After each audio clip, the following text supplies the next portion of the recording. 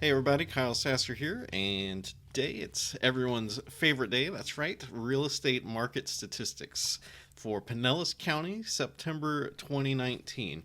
Now, I do need to explain a little bit about these numbers first. First of all, these are not comparing month to month, so this is not September compared to August. This is September 2019 compared to September 2018. And the reason we do that is because there is a natural real estate cycle during the year, natural ebbs and flows as life happens, honestly. Typically, here in Florida, we usually follow the school and snowbird cycle. So, unlike up north where real estate transactions basically stop during the wintertime because no one wants to go look at houses in 6 feet of snow, down here we don't really have that so much. So, our ebbs and flows usually follow the school year or in wintertime whenever everyone comes down from up north. So, by comparing 2019 to 2018, we can see if the overall trend is prices going up or prices going down. Now, if you've watched some of the previous videos, you know that we earlier this year we had a little bit of a slowdown where there was more inventory coming on the market, and unfortunately that trend has stopped, especially if you're looking to buy a home. If you're looking to sell a home, it's good news because that means prices are higher than they have been. And if you'd like your own copy of this report, I send it out every month. I'll be happy to send you a copy as well. There's a link below. You can go there. Just give me your email address, and I'll be happy to email you these exact same statistics every month as soon as I get them. And that means that you will get it a few days before this video comes out. It just takes a little time to produce and edit this video. So to get in the actual numbers here, number of closed transactions for single-family homes were actually up 9.4% to 1,092 homes. Median sales price, so we're going to cover median and average here. Average, everyone knows you add up all of the transactions and then divide it by the number of transactions, and that is the average. Median's a little bit different in that is basically the midpoint in the market. So that median is where the same number of homes sold for more and sold for less. So it's that midpoint.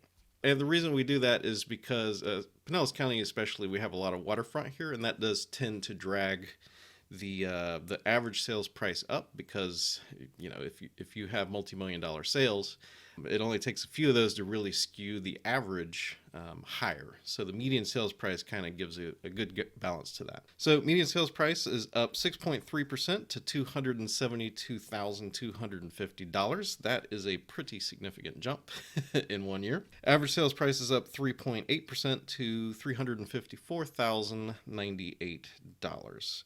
Total dollar volume, which is every transaction basically added up for single-family homes, is up 13.6% to $386.7 million. That's a crazy number. That is $250 million transacted in Pinellas County in 1 month. That is a lot of real estate. The other trend we've been having is inventory constricting, where there's fewer and fewer homes for sale, which is what's leading to these higher prices. And that trend has continued into September. So median time to contract, which is how long a property sits on the market before before an offer is accepted, has decreased 16.7% to 25 days.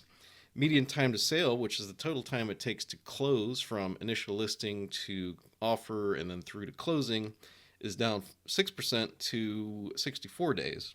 And the two big ones here is the number of new listings and total inventory is down. So new listings, were 3.5% fewer listings with 1,161 new homes coming on the market for sale. And then total inventory, which is new listings and previous listings, was down 13.6% to 2,697. So if you're wondering why prices are going up, the reason is that inventory is now constricting again. Now, one thing to keep in mind here is that this does vary by price points, and I do always like to dive into the price point numbers here because, you know, the market for a $800,000 house is going to be acting a little bit different than the market for a $250,000 house, mainly because the buyer pool is so much larger for the $250,000 house. There's just more people looking in that range. So diving into the numbers here, broken out by purchase price, I'm not going to go over every single price point. That's just going to take way too long. But I am going to highlight things that seem to be of significance. So first here I want to cover new listings. And so this is basically a good indicator for how strong people are wanting to sell. So, and also just a general health indicator for the market. So for properties less than $50,000, there was a total of 2 new listings, which was a decrease of 71.4% compared to September 2018. $50,000 to $100,000. There was actually, interestingly enough, this is the first time this has happened in a few months. There was almost 100% more, 93.8% more listings at 31. So if you're looking in that lower price category, then this is pretty good news, because there's going to be more. There's almost double the amount of listings that there were last year, at least new listings in this price category. However, we rapidly switched back to the decreasing and constricting inventory. So $100,000 to $150,000, there were 29.1% fewer listings. $150,000 to $200,000, there was 20% fewer listings, and the trend basically continues on. $250,000 to $300,000, there was 17.4 fewer listings.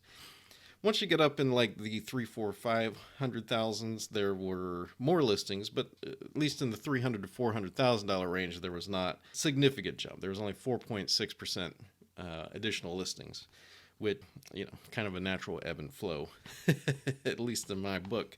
So far as current active inventory for September 2019 compared to September 2018, the $50,000 to $100,000 price range, there were 25.8% fewer listings at a total of 46. In the $100,000 to $150,000 range, there were 18.1 fewer listings at 113. Between $150,000 and $200,000, there were 32% fewer. $200,000 to $250,000, there was 16% fewer. $250,000 to $300,000, there was 17. Basically, there is no price category where there are more listings this year than previous year. Now, you might be asking yourself, well, how can that be? Because, at least the $50,000 to $100,000 price category had almost 100% more, almost double what it had last year. And the reason why is because those properties went under contract so quick and sold that they didn't have a chance to affect that total active inventory. Even though a few categories do have more new listings, overall there is still fewer things to purchase in September 2019 compared to 2018. Now, the last page, which is the one everyone always chuckles at. I call it the doom and gloom page here. This part of the report monitors foreclosures, REOs, and short sales. So this is distressed properties, and typically this is an indicator for how well the economy is doing, how well financially everything's doing. During the crisis, this number was very large. The trend for the last few years has been that this just keeps getting smaller and smaller and smaller. And that trend continues today. There was a total of 27 foreclosures in September 2019 compared to 2018, and that is a decrease of 20.6%. And short sales, which is where someone puts a house up for sale for less than what they owe on the mortgage, there was a total of 4, which was a decrease of 60%. So market health, economy health, no one really seems to be in a lot of stress so far as paying their mortgages. So that means that disaster is not looming. So all that, long story short, basically inventory continues to constrict, which is driving prices up. And this is good news if you're a seller, because you're going to be able to sell your property for more money. If you're looking to buy, it's bad news because you're going to be paying more this year than you were last year for the same house. So if you've been putting off buying, you should probably execute that now. And if you're looking to selling, then it's also a really great time to sell. If you'd like to reach out to me for help finding your own great place in Tampa Bay, or if you're looking for some help to sell your property, I'd be more than happy to help you out. I got a contact link down below. You can send me a private message, leave me a comment that you're needing some help. I'll be happy to reach out to you and do a one-on-one consultation and see how I can assist you. Other than that, I do one of these every month, so be sure to subscribe. If you would like your own copy of these report results, just follow that link below. Let me know your email address, and I will deliver that to your inbox every month. And other than that, thanks for tuning in, and I'll talk to you soon.